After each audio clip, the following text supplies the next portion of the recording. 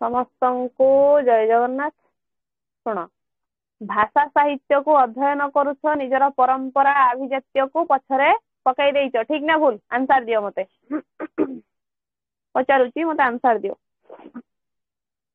ଭାଷା ସାହିତ୍ୟକୁ ଅଧ୍ୟୟନ କରୁଛ, ମୋର ଯୋଉ ରହିଲା କଣ ସଂସ୍କୃତି, ପରମ୍ପରା, ରୀତିନୀତି, ପ୍ରଥା ଏସବୁକୁ କଣ କରିଛନ୍ତି ରେ? ପଛରେ ପକେଇ ଦେଇଛନ୍ତି, ଠିକ ନା? ଠିକ ନା ଭୁଲ? ଆଜ୍ଞା।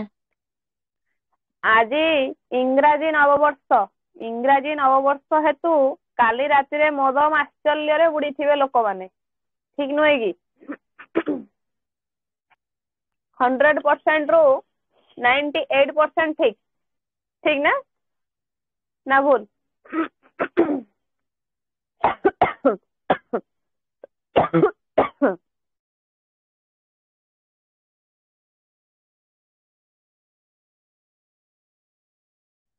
ଠିକ ନା ଭୁଲ କୁହ?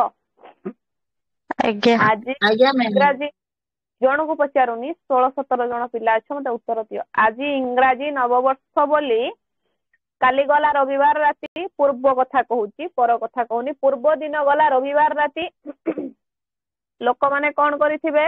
ମଦ ମାଶ୍ଚଲ୍ୟରେ ବୁଡିଥିବେ। କାହିଁକି ନା ଆଜି ହଉଛି ନବବର୍ଷ। ନବବର୍ଷ ସହିତ ସୋମବାରଟି ପଡିଯାଉଛି। କିଛି ଲୋକ ଅଛନ୍ତି ସୋମବାରରେ ବି ମଦ ମାଶ୍ଚଲ୍ୟରେ ବୁଡିଯିବେ, କିଛି ଲୋକ ଅଛନ୍ତି ବୁଡନ୍ତି ନାହିଁ, ଯୋଉଟା କି ରବିବାର ରାତିରେ ସାରି ଦିଅନ୍ତି। ଆଚ୍ଛା କହିଲ, ଆଧୁନିକତା ଆସିଲା ନା ଆସିଲାନି? ଆସିନା?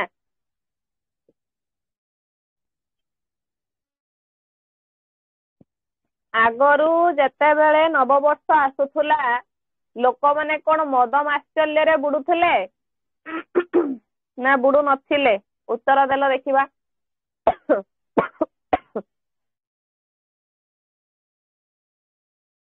ପୂର୍ବର କଥା କହୁଛି। ପୂର୍ବରୁ ଯେତେବେଳେ ଏଇ ଇଂରାଜୀ ନବବର୍ଷକୁ ପାଳନ କରାଯାଉଥିଲା, ଲୋକମାନେ କଣ ମଦ ମାଶ୍ଚଲ୍ୟରେ ବୁଡୁଥିଲେ ନା ବୁଡୁ ନଥିଲେ?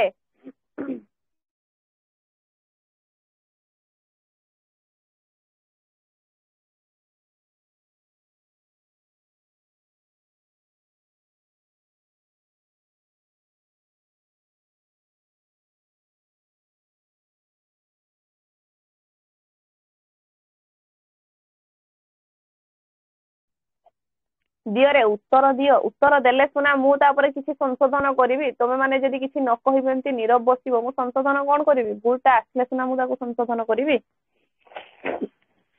କୁହ।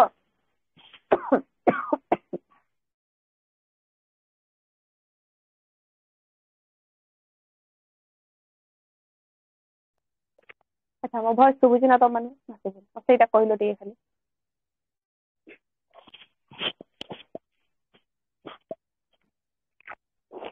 ମୋ ଭଏସ ଶୁଭୁଛି?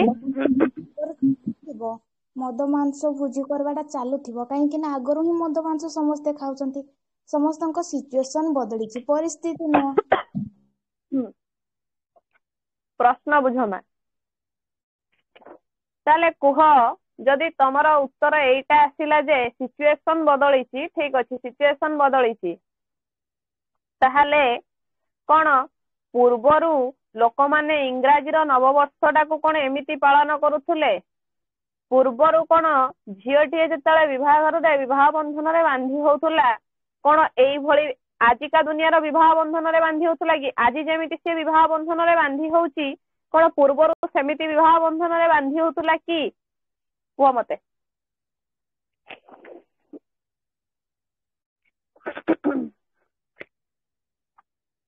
ଆଜି ଦୁନିଆରେ ଗୋଟେ ନାରୀ ଯେମିତି ବିବାହ ବନ୍ଧନରେ ବାନ୍ଧି ହଉଛି, କଣ ପୂର୍ବରୁ ସେମିତି ବିବାହ ବନ୍ଧନରେ ବାନ୍ଧି ହଉଥିଲେ ନା କିଛି ଅଲଗା ଥିଲା? ବହୁତ ଅଲଗା ଅଛି। ବହୁତ ଅଲଗା ଥିଲା। ପଏଣ୍ଟ ମୁଁ ସେଇଠି ଧରିଛି। ତାହେଲେ ଆଜିକା ଦୁନିଆର ନବବର୍ଷ ସହିତ ପୂର୍ବର ନବବର୍ଷକୁ ତୁଳନା କରିବା ଆମ ପାଇଁ ବୋକାମି ହବା ହିଁ ଠିକ। କାହିଁକି ନା ମଦ ମାଶ୍ଚଲ୍ୟ ଥିଲା, ଲୋକ ବୁଡୁଥିଲେ, କିନ୍ତୁ ଏବେକାର ଯେମିତି ବୁଡୁଛନ୍ତି, କଣ ଆଗରୁ ପୂର୍ବରୁ ସେମିତି ବୁଡୁଥିଲେ? କହିଲ ଦେଖିବା। ବୁଡୁଥିଲେ କି? ମ୍ୟାମ୍ ସେ ଉତ୍ତର ମୁଁ କହିପାରିବିନି, ମୁଁ ତ ଜାଣିନି। ଠିକ ଅଛି ମା, ଶୁଣ।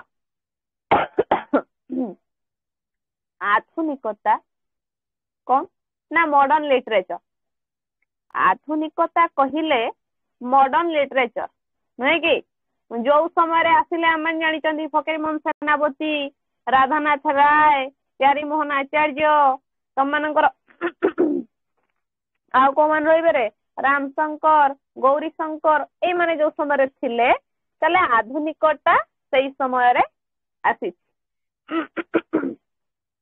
ମୁଁ ପୂର୍ବରୁ କହିଛି ଆଧୁନିକତା ସେତେବେଳେ ଆସିଥିଲା ଯେତେବେଳେ ଅନ୍ଧକବି ଭୀମ ଭୋଇ କଣ କରିଥିଲେ ନା କହିଥିଲେ, ପ୍ରାଣୀଙ୍କ ଆରତ ଦୁଃଖ ଅପ୍ରମିତ ଦେଖୁ ଦେଖୁ କିବା ସହୁ, ମୋ ଜୀବନ ପଛେ ନର୍କେ ପଡିଥାଉ ଜଗତ ଉଦ୍ଧାର ହେଉ। ସେମିତି କବି କେହି ନାହାନ୍ତି ଯିଏ କି ଖଞ୍ଜିଣି ମାଡ ଦ୍ଵାରା ଆଧୁନିକତାକୁ ଆଣିଥିଲେ। ବୁଝିବାକୁ ଚେଷ୍ଟା କରିବ। ସାହିତ୍ୟ ନୁହଁ ତାକୁ ଘୋଷି ଦେଇକି ଯାଇକି ଲେଖିଦବ, ତାକୁ ସାହିତ୍ୟ କୁହାଯାଏନି। ଯେ ପର୍ଯ୍ୟନ୍ତ ଆଧୁନିକତାଟାକୁ ତମେ ବୁଝିନାହ ସେ ପର୍ଯ୍ୟନ୍ତ କିଛି କରିପାରିବ ନାହିଁ। ଗୁଡାଏ ଲିଟରେଚର ଅଛି, ଘୋଷି ଦେଇକି ଯାଇକି ଯେ ତମେ ତାକୁ ପଢିଦବ କିମ୍ବା ଲେଖିଦବ ସେଇଟାକୁ ସାହିତ୍ୟ କୁହାଯିବ ନାହିଁ। ତାହେଲେ ଆଧୁନିକତା କହିଲେ ଆମେ କଣ ବୁଝିବା ନା ଯାହା ପରିବର୍ତ୍ତନ। ଠିକ ନା ଭୁଲ କୁହ ମତେ? ଯୋଉଟା ପରିବର୍ତ୍ତନ ହେଇଛି ସେଇଟା ନିହାତି ଆଧୁନିକ, ହଁ ନା ନା କୁହ? ଯୋଉଟା ଦେଖ 19 ପିଲା ଅଛ, ମୁଁ ପ୍ରଶ୍ନ ପଚାରୁଛି, ମତେ ଉତ୍ତର ଦେବାକୁ ସତ ଚେଷ୍ଟା କର। ବୁଝି ହେଲା? ଯାହା ପରିବର୍ତ୍ତନ ତାହା ଆଧୁନିକ, ଠିକ ନା ଭୁଲ କୁହ? ତାହା ଠିକ। କେବଳ ଜ୍ୟୋତ୍ସ୍ନା ରାଣୀ ଠିକ ବୋଧେ ମ୍ୟାମ୍। କ୍ଲାସ କରୁଛନ୍ତି, ଆଉ ଅନ୍ୟମାନେ ଠିକ। ତାହେଲେ ପ୍ରାଚୀନ, ବର୍ତ୍ତମାନ, ଭବିଷ୍ୟତ ସବୁକୁ ନେଇ ଆଧୁନିକ ନୁହେଁ କି? ପ୍ରାଚୀନ, ବର୍ତ୍ତମାନ, ଭବିଷ୍ୟତ, ଅତୀତ ଏ ସବୁକୁ ନେଇ କଣ ଆଧୁନିକ। ନିହାତି ପରିବର୍ତ୍ତନ ଘଟିଛି। ତାହେଲେ ଆଧୁନିକ କହିଲେ ଆମେ ଗୋଟେ କଥା ବୁଝିବା କଣ, ଯାହା ପରିବର୍ତ୍ତନଶୀଳ। କଣ କଣ କହିଲି? ଆଧୁନିକ କହିଲେ କଣ ଆମେ ବୁଝିବା? ପରିବର୍ତ୍ତନଶୀଳ। ପରିବର୍ତ୍ତନଶୀଳ। ତାହେଲେ ଯଦି ଆଧୁନିକତାଟା ପରିବର୍ତ୍ତନଶୀଳ ହେଲା, ବାସ୍ତବରେ ଆଧୁନିକ ହେଉଛି କଣ? ଗୋଟେ ନୂତନ ଦୃଷ୍ଟିକୋଣ। ନୂଆ କରି ଗଣରେ ନୂଆ କରି ଦୃଷ୍ଟି ନିକ୍ଷେପ କରିବା ବା ନୂତନ ସ୍ପଷ୍ଟତା ପ୍ରଦାନ କରିବା। ଠିକ ନା ଭୁଲ? ଆଜ୍ଞା। ତାହେଲେ ଯଦି ଆମେ ଏତିକି ବୁଝିବା ଯେ ଆଧୁନିକ ହଉଛି ପରିବର୍ତ୍ତନଶୀଳ, ପ୍ରାଚୀନ, ବର୍ତ୍ତମାନ, ଭବିଷ୍ୟତ, ଅତୀତକୁ ନେଇ ଯଦି ଆଧୁନିକତାଟା ପରିବର୍ତ୍ତନ ହେଲା, ତାହେଲେ ଏଇଟା ତ କୌଣସି କାଳଖଣ୍ଡକୁ ବୁଝେଇବନି କି ସମୟ ସୀମାକୁ ବୁଝେଇବନି। ବୁଝେଇବ କି କହିଲ ଦେଖିବା? କେବେ ବୁଝେଇବ କହିଲ?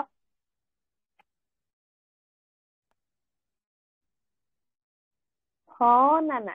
ବୁଝିପାରୁଛ ମୋ କ୍ୱେଶ୍ଚେନ ନା ବୁଝିପାରୁନାହ? ଯଦି କଣ କହିଲି ମୁଁ, ଆଧୁନିକତା କହିଲେ ଯାହା ପରିବର୍ତ୍ତନ, ଠିକ? ଆଧୁନିକତା କହିଲେ ଯାହା ପରିବର୍ତ୍ତନ, ଯଦି ପରିବର୍ତ୍ତନ ଆସିଲା କୌଣସି ଗୋଟେ ସମୟ ସୀମାକୁ ନିର୍ଦ୍ଧାରିତ କରିବା କିମ୍ବା ଗୋଟେ କୌଣସି ସମୟ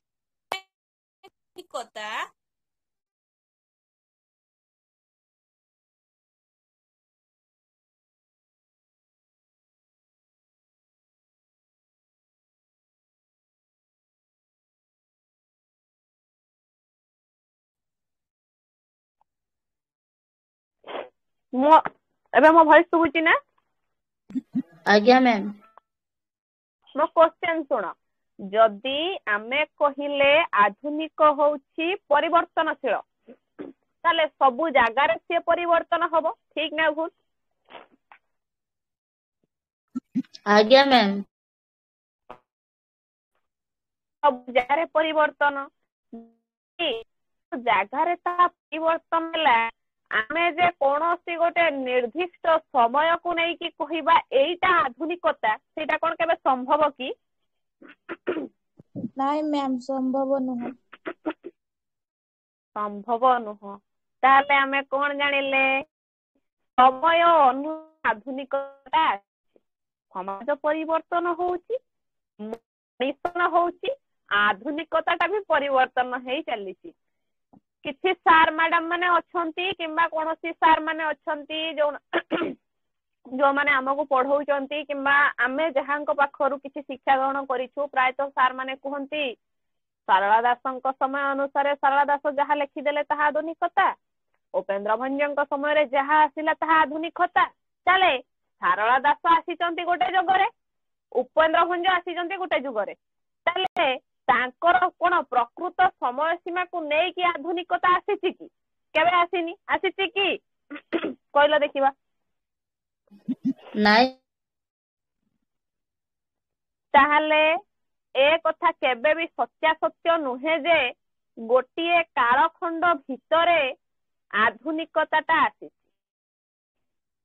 ताले आधुनिकताटा मोटामोटी भाबरे बुझिवा को गले कोन ना गोटे दृष्टिकोण कोन बुझिलो दृष्टिकोण ए आधुनिक भितरे गोटे आसीबो समाज गोटे आसीबो व्यक्ति किए आसिले आधुनिक भितरे किए आसिले जो गोटे आसिला समाज गोटे आसिला व्यक्ति बुझिलो एतिकी प्रथमे बुझिलो आधुनिकता कौनसी कालखंड को नहीं की जाई नाही एहा कौनसी समय सीमा भितरे आबद्ध नुहे एहा सदा सर्वदा परिवर्तनशील पॉइंट आउट नेले हम माने कोन गोटे समाज नेले गोटे व्यक्ति नेले मो क्लास रो आरंभ रो पूर्वरु कहिची जो माने क्लास करूचो खाता पेन पाखरे रखिकी बसिथिबो आ इम्पोर्टेंट जिंसटी मु आलोचना करूची जोटा कि तमे माने लेखिबो मध्य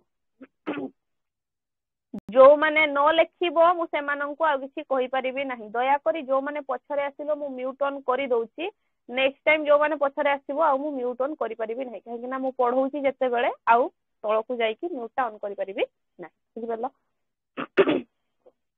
ताले आधुनिकता होउची मोटा मोटी भावरे कोन ना गोटे दृष्टिकोण एही दृष्टिकोण जते बेले जीवन को आसीची गोटे आधुनिक जीवन रे परिणत होईची पुणी एही दृष्टिकोण जते बेले साहित्य रे प्रवेश करिची एहा मध्य आधुनिक साहित्य बोली कहा जाईची देखो पूर्वर कथा को आमे नबा मु काहे के कहिली आधुनिक जते बेले जीवन रे प्रवेश करिची गोटे आधुनिक जीवन आरंभ होईची आधुनिक जते बेले साहित्य भितरे प्रवेश करिची गोटे आधुनिक साहित्य रो उद्भावन घटिची बा उत्पत्ति लाभ करिची मु काहे के कहिली सुनो पूर्वरु मु सेई सारल दासंग पाखकु जाउची सेई सारल दासंग पाखरु आसीबी ए जुगकु सेई सारल दासंग पाखरु आसीबी ए जुगकु पूर्वरु छोट पिलाटे को जते बळे मां खुएई दिए किंबा सुएई दिए से कोन करे विभिन्न प्रकार गीत गाई दिए धोरे बाइया धो जो कियारी रे गोहळ मांडिया सेई कियारी रे सो किंतु एबे कोन मा गीत गाउचंती कि हो ना ना नाही ताले कोन हेला आधुनिकताटा आसिला ना आधुनिकताटा जीवन भितर प्रवेश कला निहाती तो आधुनिकताटा जीवन भितर जतबेले प्रवेश कला ताकू आमे आधुनिक जीवन बोली कहिबा आगरु पुणी से पूर्व कथा को जीवा नारीटीए जेतेबेले विवाह बंधन रे बांधी हेउथिला ता विवाहर मासे पूर्वरु किंबा 10 दिन पूर्वरु गाँ साहिरु किछि नारी आसंती काहे कि आसंती तांको कांदणा गीत सिखेइबाकू से कांदणा गीतटा शिखिथिले जेतेबेले विवाह हे कि आउ जनक घर को जीवो माँ भौणी बंधु बांधव समस्तंकु धरि कि से गीतटा बोली कि से कांदीबो जो द्वारा कि ଶାଶୁଘର ଲୋକ ଜାଣିବେ କଣ ମୋ ବୋହୂଟି ଶିକ୍ଷିତ ଅଛି। କଣ ଏବେ ଝିଅ ବନ୍ଧୁ ବାନ୍ଧବ ସାଇ ପଡିଶାଙ୍କୁ ଧରିକି କାନ୍ଦୁଛି କି କାନ୍ଦଣା ଗୀତ ବୋଲୁଛି କି? ହଁ ନା ନା? ନାଇଁ। ନାଇଁ। ତାହେଲେ ଜୀବନ ଭିତରେ ଆଧୁନିକତା ଆସିଲା, ଠିକ ନା ଭୁଲ? ଆସିଲା। ଆଜ୍ଞା। ଠିକ।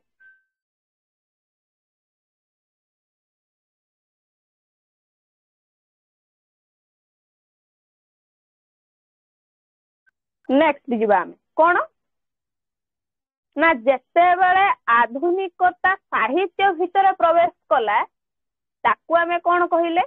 ଆଧୁନିକ ସାହିତ୍ୟ।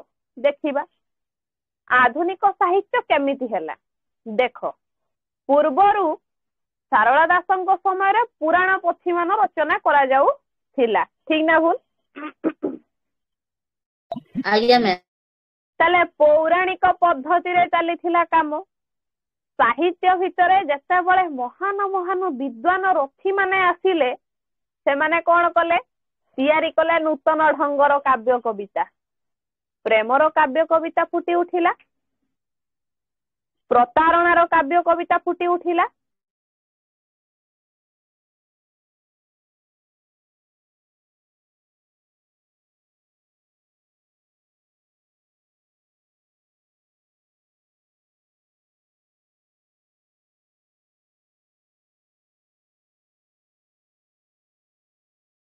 ଗୋଟେ ମିନିଟ ଖାଲି ରୁହରେ, ଗୋଟେ ମିନିଟ।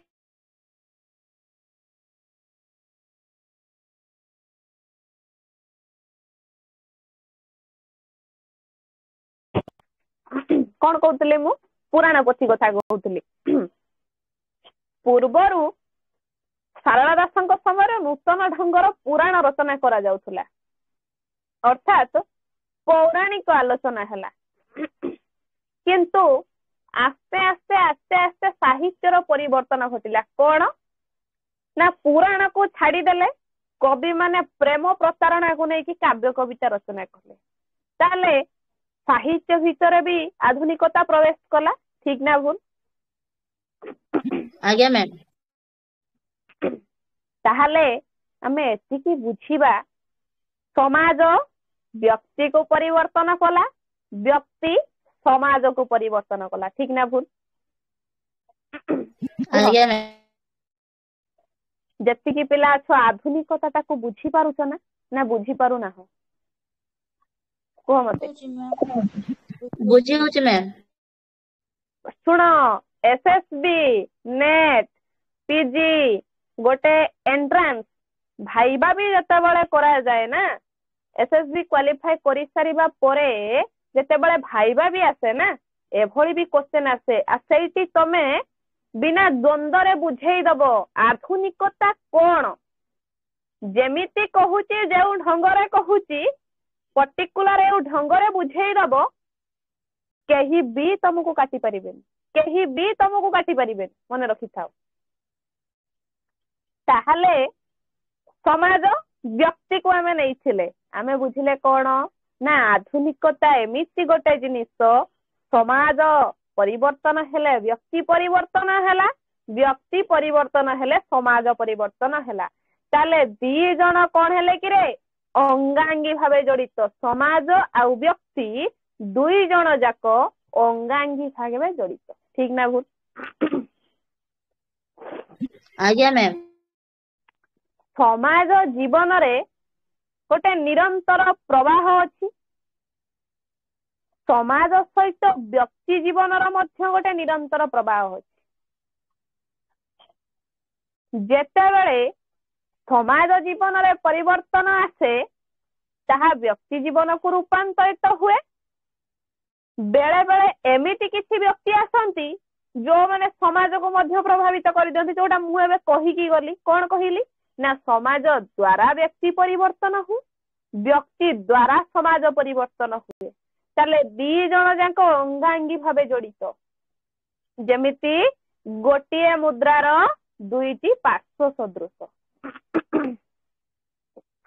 ତାପରେ କଣ ହେଲା ଦେଖିବା, କହିଲା ସମାଜର ପ୍ରଭାବରେ ବ୍ୟକ୍ତି ପ୍ରଭାବିତ ହୁଏ ଏବଂ ବ୍ୟକ୍ତିର ପ୍ରଭାବରେ ସମାଜ ପ୍ରଭାବିତ ହୁଏ। एठी दुईटा जिनिस स्पष्ट है कौन ना जेतेबेले समाज द्वारा व्यक्ति प्रभावित हुए ताकू आमे परंपरा संस्कृति बा बुनियादी कही थाउ ठीक ना भूल कहलो देखिबा को मु कौन कहली आमे एठी दुईटा जिनिस स्पष्ट हवा जेतेबेले समाज द्वारा व्यक्ति परिवर्तन हुए ताकू आमे परंपरा संस्कृति बुनियादी बोली कही थाउ मु एग्जांपल देबी मते कुह एटा ठीक ना भूल नेक्स्ट तापर मु एग्जांपल देबी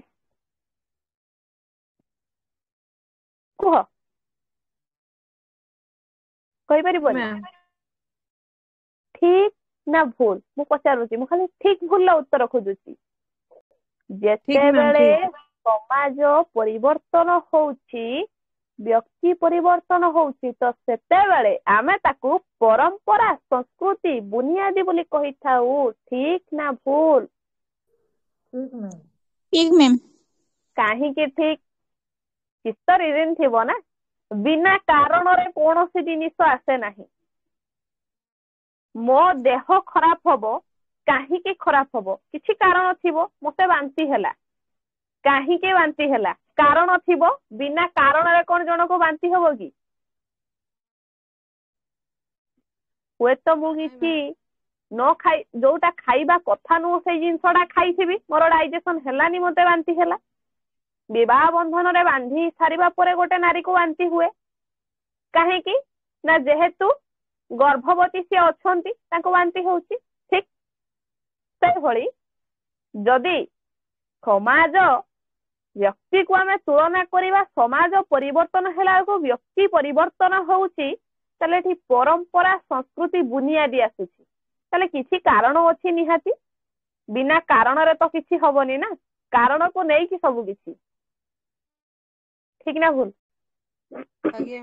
आज्ञा मैम जगन्नाथ नारद रात्र समय रे पूरा रात्र अधरे मंदिर बाहर कथा हेबे आजी काली लक्ष्मी जीवे सिया चंडालुनी घरे पशिबे सिया चंडालुनी को वर देबे बलराम देखिबे एटा एटा हबो किछि कारण थिला जोटा कि प्रभु एमिति का लीला करिले ठीक ना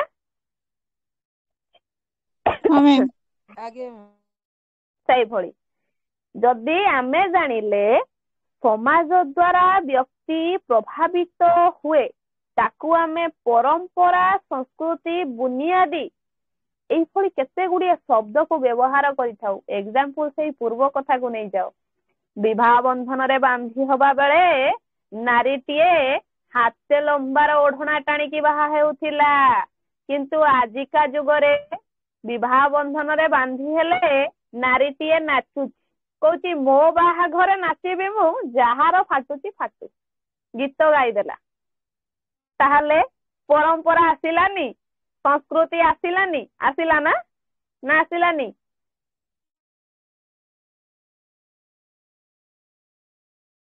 आसिला आज्ञा मैम आसिला ना ताहले आमे कोन जानिले समाज परिवर्तन हेउची ता सहित व्यक्ति भी परिवर्तन हैला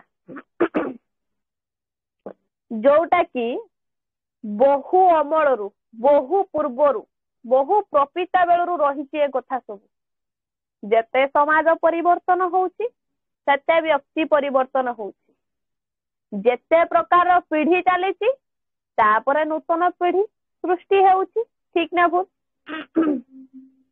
आगे मैम आज्ञा देखो आधुनिकता केमिति आसिला गोटे छोट उदाहरण नबा मने कर भारत वर्तमान चंद्र को चंद्रयान पठेला गोटे छोट एग्जांपल दूची मने कर भारत एबे कोन करछि चंद्र को चंद्रयान पठेइछि ठीक ना भूल कुह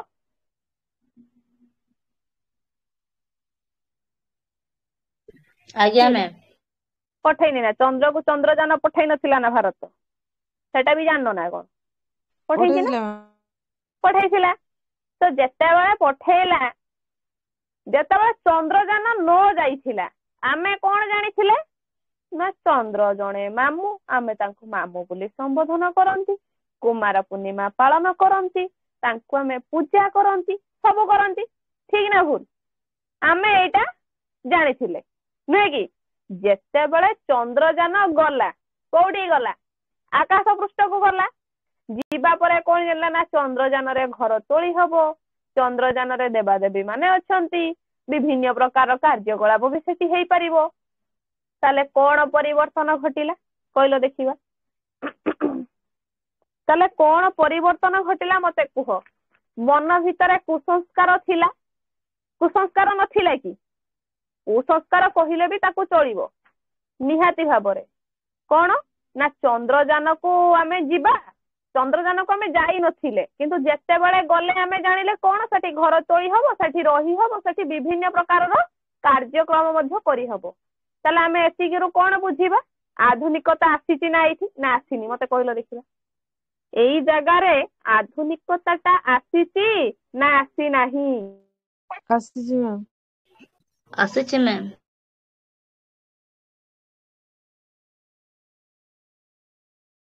ମନ ଭିତରେ ଅନ୍ଧବିଶ୍ୱାସ ଥିଲା।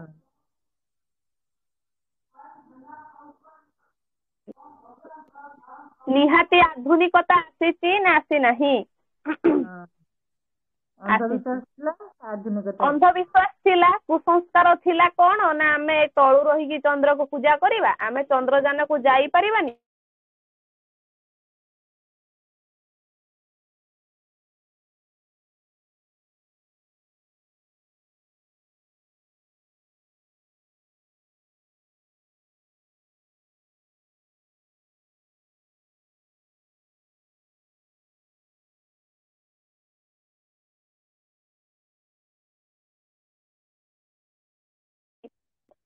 ଅନ୍ଧବିଶ୍ୱାସ କୁସଂସ୍କାର ଥିଲା, ଦୂରୀଭୂତ ହେଇଗଲା। ଏଇଟା ହଉଛି ସବୁଠାରୁ ଗୋଟେ ଲାଟେଷ୍ଟ ଏକ୍ସାମ୍ପଲ, ମନେ ରଖିଥାଅ।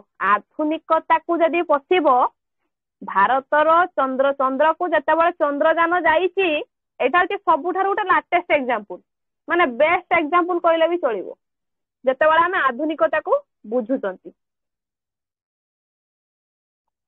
ତାହେଲେ ଏଇ ସବୁକୁ ଯେତେବେଳେ ଆମେ ଆଖି ଆଗରେ ରଖିବା, ଏହି ସବୁ ଜିନିଷକୁ ଯେତେବେଳେ ଆମେ ଦୃଷ୍ଟି ନିକ୍ଷେପ କରିବା, ଏତିକି ବୁଝିବା କଣ? ଆଧୁନିକତାର କୌଣସି କାଳ ନାହିଁ, ତ ସମୟ ସୀମା ନାହିଁ। ଠିକ ନା ଭୁଲ? ଆଜ୍ଞା ମ୍ୟାମ୍।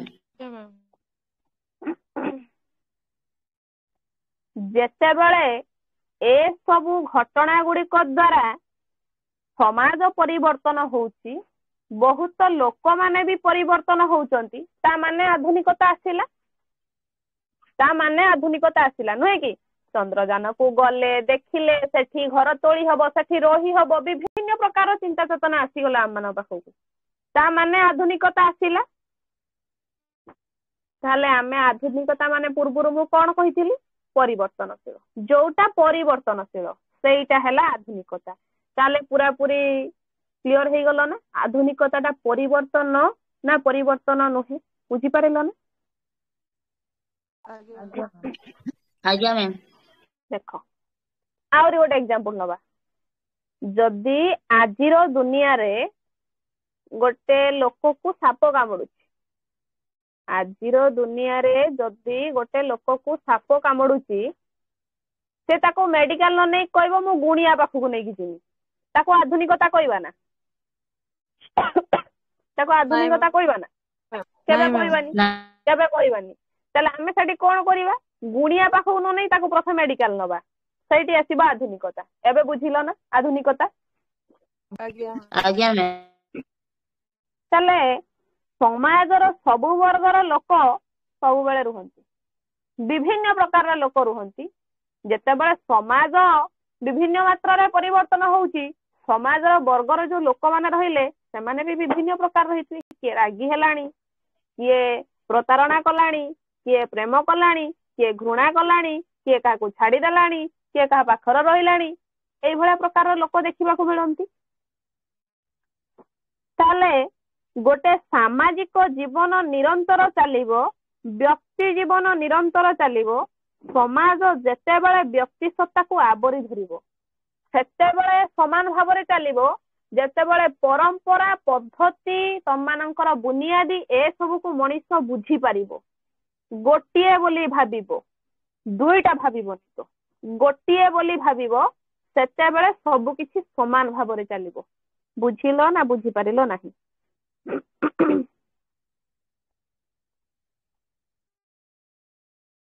ଆଜ୍ଞା ମ୍ୟାମ୍ ବୁଝିଗଲି।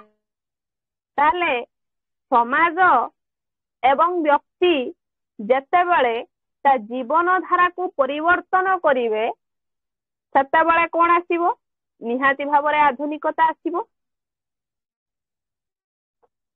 ଠିକ ନା ଭୁଲ? ଆଜ୍ଞା ମ୍ୟାମ୍। ଆଜ୍ଞା ଏତିକି ବୁଝିଲେ ଆଧୁନିକତା ବ୍ୟକ୍ତି ସତ୍ତା ସମାଜ ସତ୍ତାକୁ ନେଇକି ଗଢି ଉଠିଛି। ସମାଜ ପରିବର୍ତ୍ତନ ହେଉଛି, ମଣିଷ ପରିବର୍ତ୍ତନ ହେଉଛି, ଆଧୁନିକତା ଆସୁଛି। ପୁଣି ଆହୁରି ଅଛି, ଆହୁରି କଣ ଅଛି ନା ଏଇ ଯୋଉ ଆଧୁନିକତା ଆସିଲା, ବିଭିନ୍ନ ସ୍ଥାନ ଭୂଗୋଳ ବିଶେଷରେ ଆଧୁନିକତା ଅଲଗା ଅଲଗା। ତମେ କୁହ, ଗଞ୍ଜାମରେ ଯୋଉ ଆଧୁନିକତା ଅଛି, କଣ ଆମେରିକାରେ ସେଇ ଆଧୁନିକତା ଅଛି ନା?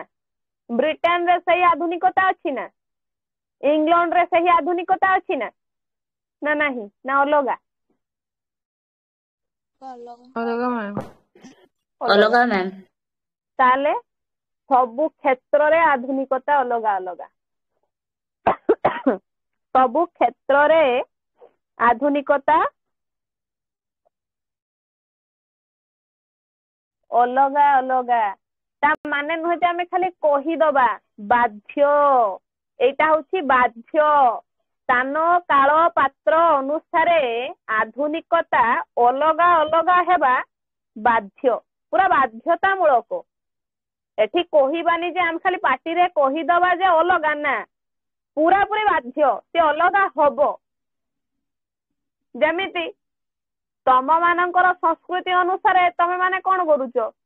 ଆଜିର ଦିନକୁ ନୂଆ ବର୍ଷରେ ପାଳନ କରୁଛ, କିନ୍ତୁ ଆଉ କିଛି ଲୋକ ଅଛନ୍ତି ଯୋଉଟା କି ପଣା ସଂକ୍ରାନ୍ତି ଦିନ ସେମାନେ ନୂତନ ବର୍ଷ ପାଳନ କରନ୍ତି। ତାହେଲେ ଅଲଗା ଅଲଗା ହେଲା, ନିହାତି ସମାନ ହେଲା କି? ସମାନ ହେଲା କି କେବେ? ନାଇଁ ମ୍ୟାମ୍। ଅଲଗା ହେଲା ମ୍ୟାମ୍। ଅଲଗା ଅଲଗା ହେଲା। ତାହେଲେ ସେ କହିଲେ ଗୋଟିଏ କାଳଖଣ୍ଡରେ ବାସ କରୁଥିଲେ ମଧ୍ୟ ସବୁ ସ୍ଥାନର ବୈଷୟିକ ପରିବେଶ ଅଲଗା। ତେଣୁ ଆଧୁନିକତାର ଭିତ୍ତିଭୂମି ବି ଅଲଗା। ତେଣୁ ଯଦି ଆମେ ମାନେ କହିବା ଗୋଟେ ସମୟ ସୀମାକୁ ନେଇକି ଆଧୁନିକତା ଆରମ୍ଭ ହେଇଛି, ଏଟା ହଉଛି ସବୁଠାରୁ ଗୋଟେ ମୂର୍ଖର କର୍ତ୍ତବ୍ୟ। ଆମେ ଏଠି କରିବା ଗୋଟେ ମୂର୍ଖାମିର ପରିଚୟ ଦବା ସହିତ ସମାନ ହବ। ସାହିତ୍ୟ କ୍ଷେତ୍ରରେ ସମୟ ସୀମା ଦେଇଛି, ଦେଇନି କାହିଁକି? ଓଡିଆ ସାହିତ୍ୟ ଇତିହାସରେ ଯୋଉଠି ସାରଳା ଯୁଗକୁ ବାହାର କରିଛି, ପଞ୍ଚସଖା ଯୁଗକୁ ବାହାର କରିଛି, ରୀତି ଯୁଗ ବାହାର କରିଛି, ପ୍ରାଚୀନ ମଧ୍ୟ ଆଦି ଏସବୁ ଯୁଗକୁ ଯେତେବେଳେ ସେ ବାହାର କରିଛି, ବିଭିନ୍ନ ପ୍ରକାରର ସମୟ ସୀମା ଦେଇଛି। କିନ୍ତୁ ଯେତେବେଳେ ଆମେ ମାନେ ସାହିତ୍ୟ କ୍ଷେତ୍ରରେ ଅଧ୍ୟୟନ କଲେଣି, ସାହିତ୍ୟ ପଢିଲେଣି, ଆମେ ମାନେ ବୁଝିବା ଦରକାର ଆଧୁନିକତା କୌଣସି କାଳଖଣ୍ଡ ଭିତରେ ସୀମିତ ନୁହଁ, ସମୟ ସୀମା ଭିତରେ କେବେ ବି ସେ ସୀମିତ ନୁହଁ। ବୁଝିପାରିଲେ? ଆଜ୍ଞା ମ୍ୟାମ୍। କିଏ ବୁଝିପାରିଲନି ମତେ କୁହ।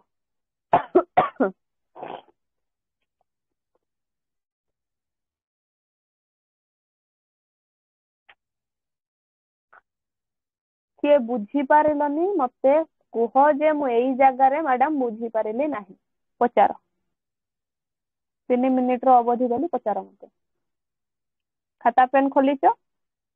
ଲେଖିଛ?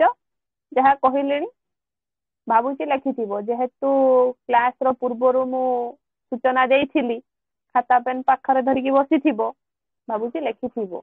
ଯୋଉମାନେ ଲେଖିଛ ନିହାତି ତମମାନଙ୍କର ଡାଉଟ ଥିବ, ତାହେଲେ ପଚାର। ଯଦି ଡାଉଟ ଅଛି ପଚାର, ଯଦି ଡାଉଟ ନାହିଁ ମୁଁ ଆଗକୁ ବଢିବି।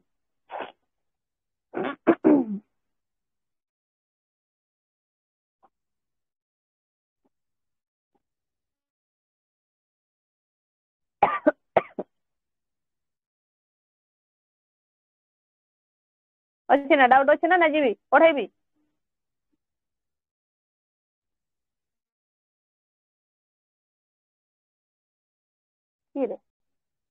डाउट अच्छी ना पढ़ेमी?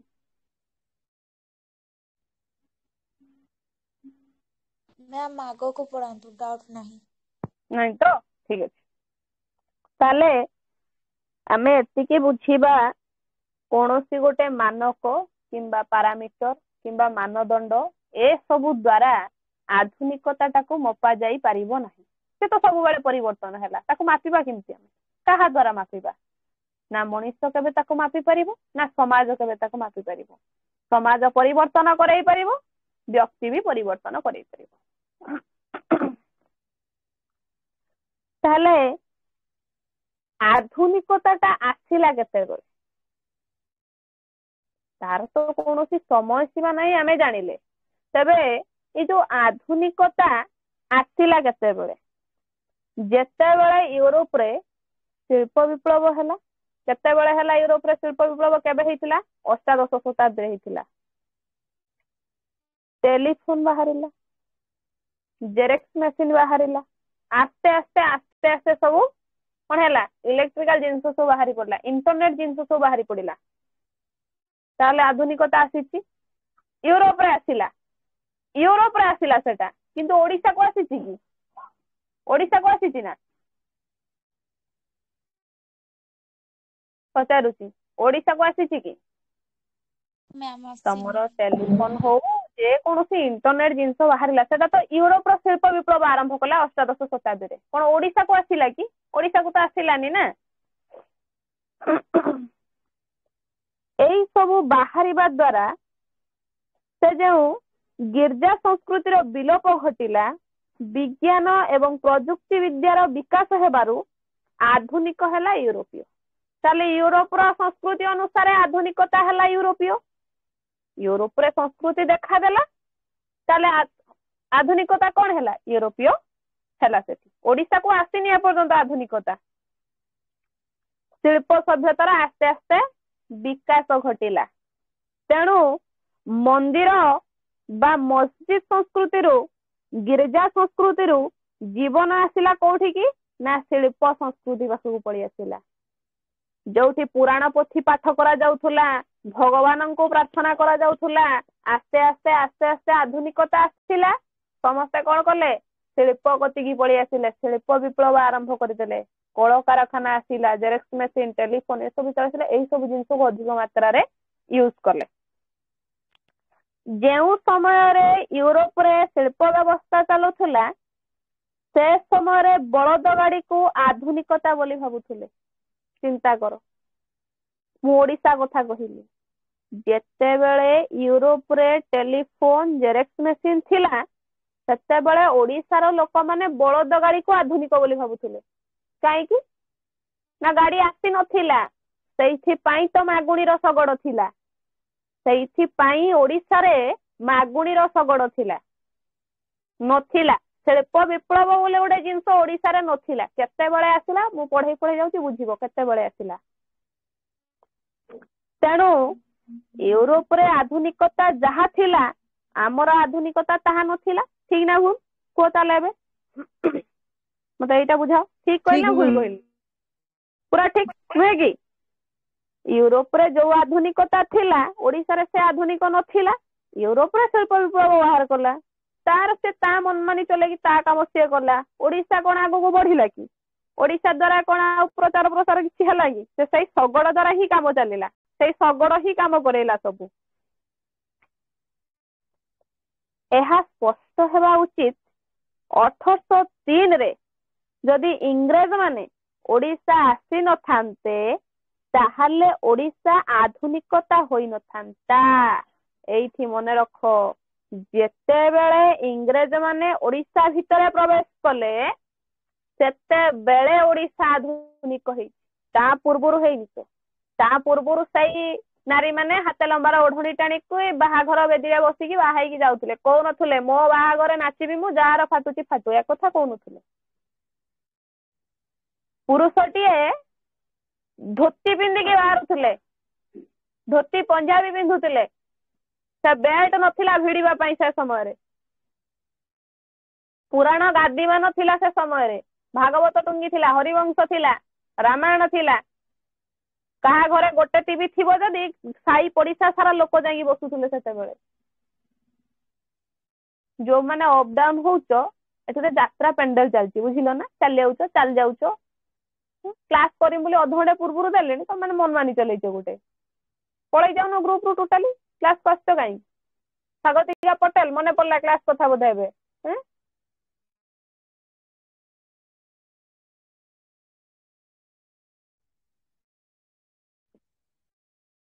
ବୁଝିପାରିଲ ନା କଣ କହିଲି?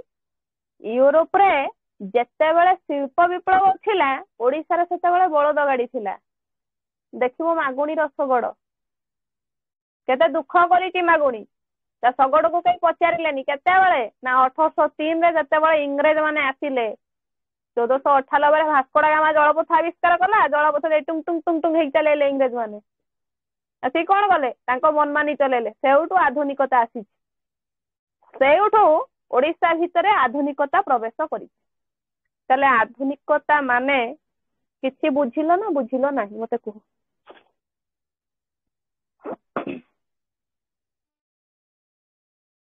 ଆଜ୍ଞା ମ୍ୟାମ୍ ବୁଝିଲି।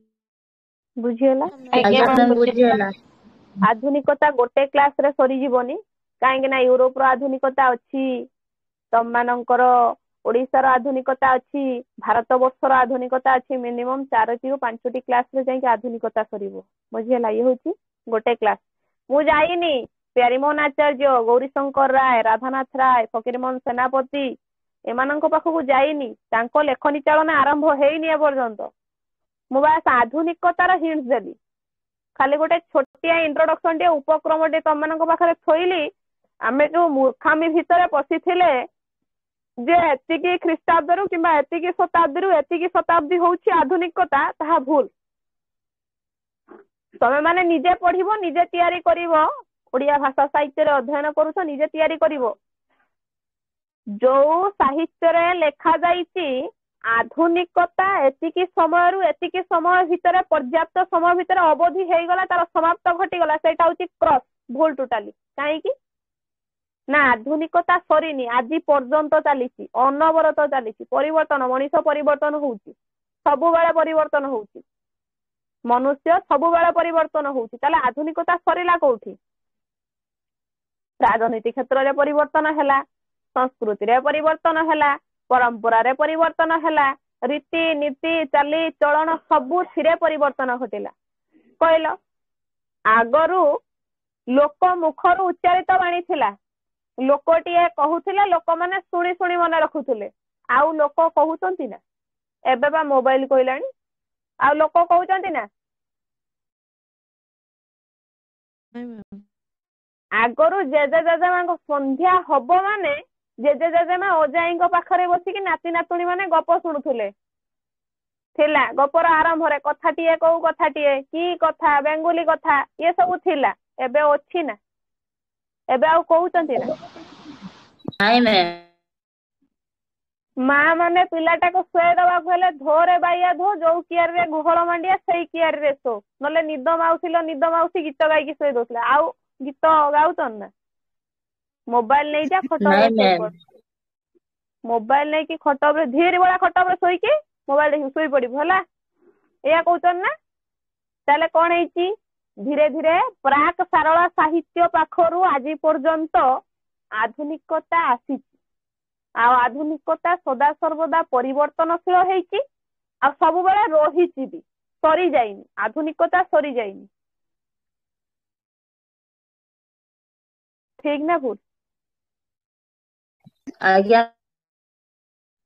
ଠିକ ଅଛି, ଯଦି ବୁଝିପାରିଛ ଧନ୍ୟବାଦ, ଯଦି ବୁଝିପାରି ନାହଁ ବି ଧନ୍ୟବାଦ, ଆଉ ଯଦି ଆଉ ଥରେ ବୁଝିବା ପାଇଁ ଚାହୁଁଛ ବି ତା ପାଇଁ ବି ଧନ୍ୟବାଦ। ନେକ୍ସଟ କ୍ଲାସରେ ପଚାରିବ ହେଲା। 9:10 ହେଲା, କ୍ଲାସ ଏଣ୍ଡ କରୁଛି।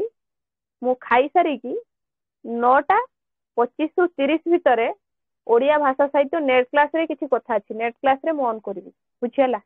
ଯୋଉମାନେ ନେଟ୍ କ୍ଲାସ ପିଲା ନେଟ୍ କ୍ଲାସରେ ଜଏନ ଦବ ହେଲା। ରହିଲି, ସମସ୍ତଙ୍କୁ ଜୟ ଶ୍ରୀ ଜଗନ୍ନାଥ। ଜୟ ଜଗନ୍ନାଥ ମ୍ୟାମ୍, ଶୁଭରାତ୍ରି। ଶୁଭରାତ୍ରି ମା। ଜୟ ଜଗନ୍ନାଥ ମ୍ୟାଡାମ।